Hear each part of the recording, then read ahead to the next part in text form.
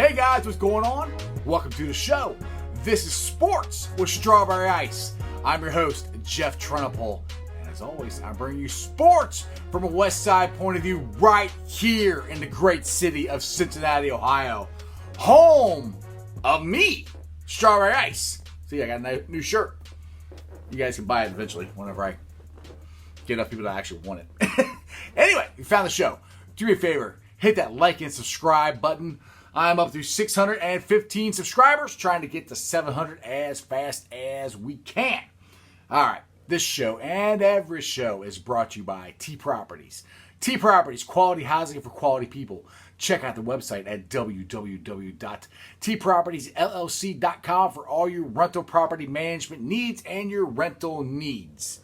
Okay, the Bengals training camp. We're in week 3, I think, and my concerns over not doing the OTAs and not doing any of the off-season workouts or any of the stuff that they normally do, unfortunately, is coming to fruition. We're getting a lot of injuries.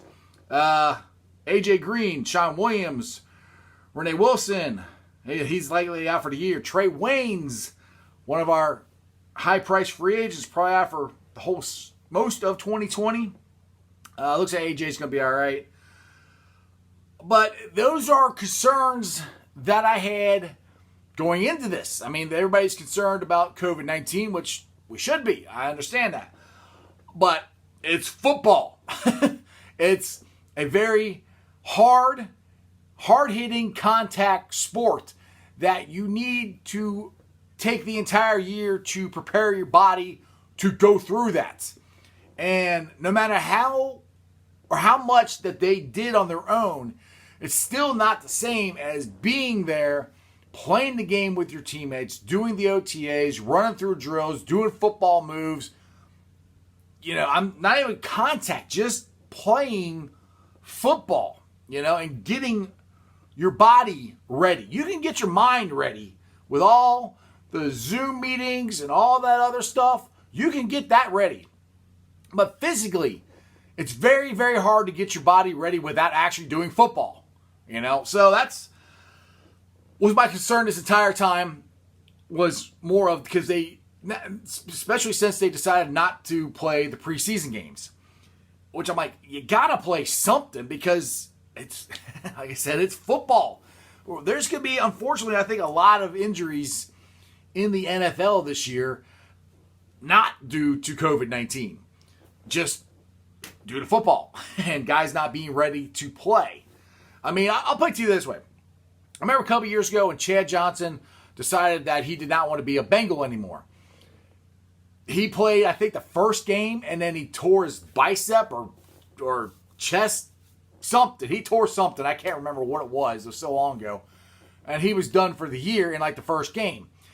And the next season, he came out and said, Bengals fans, I apologize.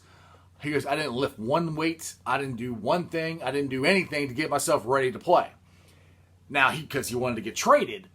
But you got to, just for your own health of playing the game of football, you need to do stuff to get your body ready.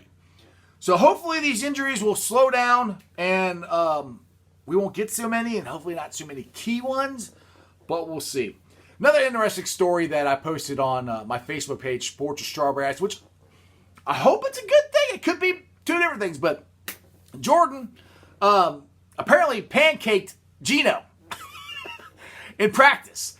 Now, somebody commented on there, does that mean that Jordan's getting better or Gino's getting old, or it just happened? I like to think that Jordan's getting better and he just got the best of Gino for once, is what I'm hoping, and hopefully that's a sign of things to come for the offensive line, which is what I've been worried about this whole time because we spent so much money on the defense, which we needed to. We didn't spend that much money on the offensive line. So anyway, hopefully Jordan is getting better, and that will be a good thing for the Cincinnati Bengals. All right, now, the Reds are finally playing. They are playing a doubleheader right now as I'm doing this. They already played the first game, and they lost 4-0. Now, if you guys saw, if you got to follow me on Facebook, I posted I was at B-Dubs in Kentucky, and I had my 513 hat on, strawberry ice shirt, and I guess the guy saw the Reds hat. I doubt he saw the strawberry guy. He said, but anyway, he started talking to me. He said, "Man, the Reds are awful. They're terrible. This Shogo Akiyama is awful, and we can't hit." I'm like, dude, they haven't played in 3 days. They haven't. Baseball players are used to a routine. They wake up, they go to the ballpark, they do whatever they do to get ready to play the game that night or that day or something. Repetition over and over and over and over again. You take 3 days off, they're all messed up. I mean, Trevor Bauer's like, and he is the most he does the same thing all the time, ever, of any player. And he's like, I haven't pitched in 10 days. I don't even know what's going to happen when I pitch. I mean, I'm going to compete, but he has no idea because they haven't played. So I know they lost, and I'm hoping they're winning right now. But like I said, I'm doing my show, so I can't watch. But out of the first game, Luis Castellanos, he has been. I know I just said they haven't played, but this has nothing to do with them not playing. This is his pitching performance this year has been awful. To be our quote-unquote number one, number two guy, he has not even come close to his performance last year. And I don't know why. I'm not sure. He doesn't look hurt. He doesn't look but he's throwing the balls right down the middle, and he's getting frustrated. And I think he only lasted 2 innings of a seven inning game. So he's honestly, him and Gino. I love Gino, and I know Gino is completely frustrated with not being able to hit, and now taking 3 days off. And Jesse Winker, he was on fire. He was probably the hottest hitter in baseball, and now I take 3 days off, and he strikes out 3 times. So I mean, baseball is a sport that you, like anything, any other sport, you can't take time off and they go, oh, okay, we'll just play. It doesn't work that way. Like the Bengals and not doing their off-season stuff, you start playing football, you start getting hurt. The Reds, you take 3 days off in the middle of the season, it's really hard to pick it back up. So anyway, hopefully they're winning the second game. When I get done here, I'm going to turn it on and find out. All right, my Columbus Blue Jackets. I cannot believe, they were out shooting the Tampa Bay Lightning. They were out shooting them. And that second, if you watch the game, in that second period, they played unbelievable. I've never seen the Blue Jackets play that good. And then they have a 2-goal lead, and then they lose it. They let them come back in. It's like they took their foot off the gas or something. They're like, okay, we got a 2-goal lead. We're good. No, this is the NHL playoffs. You got to keep playing, boys. Anyway, the Lightning came back, tied it up, and ended up winning it in overtime. But I think it was a successful season for the Blue Jackets. We lost Breadman. We lost Duquesne. We lost Bob. And nobody gave us a chance to do anything. They made the playoffs. Now, if the COVID hadn't hit and this season hadn't had a break, and who knows if they would have made it, they were on the cusp of it, of making it either. Either way, they made the playoffs. Corpusella played awesome. Elvis played awesome the games he played. I know he got hurt here in the playoffs here. But my question is, do you think, since we have 2 goalies who are really good, we trade one of them to at least try to get a top centerman, a top forward scoring? The Blue Jackets need to be able to score consistently. That is, honestly, the one thing that's missing.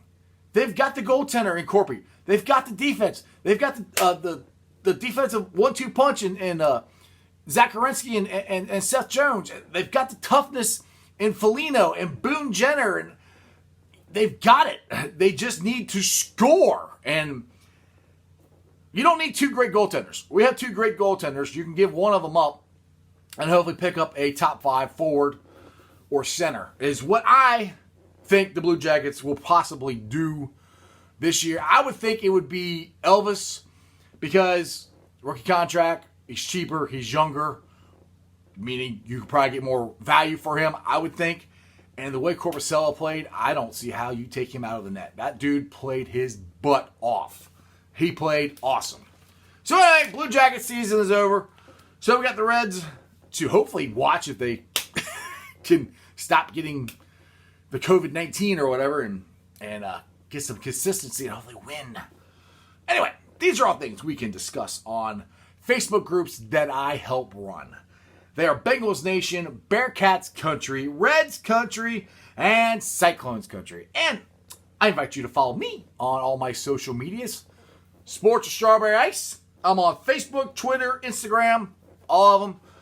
Check me out there. This is a YouTube show. So not everybody can sit around and watch me for 10 minutes, but you can listen to me. So it's a podcast as well. I'm on Beanpot, Spotify, Anchor, Apple Podcast. Do me a favor. Give me a 5-star review and share it and like it and tell all your friends about me. I would greatly appreciate it. YouTubers, come on, people. Come on, let's go. We're stuck at 615. Let's try to get this rolling. Try to get it rolling again back to 700. One of my berries said, you were doing so good, you know. Like you're adding like 100 people a week, which I was for a couple months there. And then, sorry, I went on vacation. So I took like a week off. And I haven't been able to get the momentum back. So I'm hoping we start to get the momentum back and start getting it rolling to 700 as fast as I can. Other than that, it's Wednesday. It's getting dark out. I hope you guys watch the show. Let's go Reds. I hope they win the next game. And we get on a roll here.